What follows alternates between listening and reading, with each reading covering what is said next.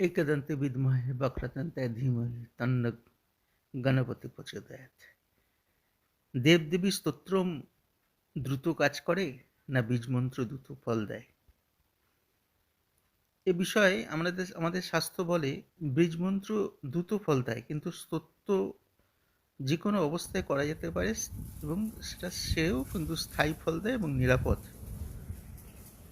শক্তিস্বরূপ বীজমন্ত্র একটা বীজ থেকে যেরকম গাছ উৎপন্ন হয়, গাছ থেকে ফুল ফল হয়, ঠিক সেরকম। তবে বীজমন্ত্র গুরুমন্ত্র ছাড়া বীজমন্ত্র জপ করা উচিত নয়।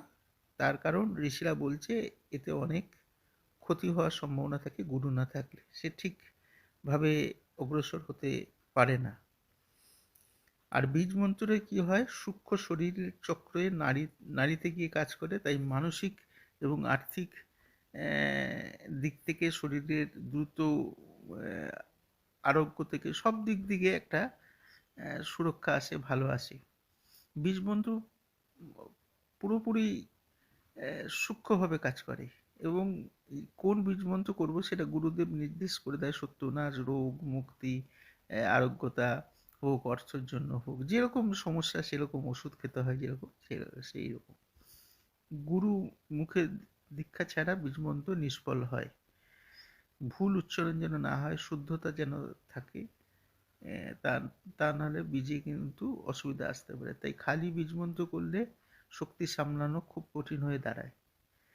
সেই জন্য যদি দীক্ষিত না হয় তাহলে সেই ব্যক্তি শিবের স্তোত্রম, হনুমান চালিসা, দুর্গা স্তোত্রম এগুলো পাঠ করতে পারে। তাকে সেই ক্ষেত্রে দীক্ষা লাগে না। তবে স্থায়ী ফল বা গ্রহদোষ, গ্রহের স্তোত্রম পড়লে গ্রহদোষ নষ্ট হয়। স্থায়ী ফল তো নিশ্চয়ই আসে, কিন্তু আমাদের ধর্মগ্রন্থ বলছে স্তোত্রম কোটি গুণ ফল লাভ দেয়। অর্থাৎ স্তোত্রমের চেয়ে কোটি গুণ ফল আসে জপে, জপের চেয়ে কোটি গুণ ফল আসে ধ্যানে। বীজমন্ত্রের জপের সর্বোচ্চ স্তর। গুরু গীতায় বলা হয়েছে মন্ত্রের মূল হচ্ছে গুরুর আদেশ, গুরু যা দেবেন সেটাই দ্রুত ফল হবে। এই এই চিন্তা ভাবনা যেন আমাদের সকলে থাকে, এটাই ঋষিরা আমাদের কাছে জানিয়ে গেছেন।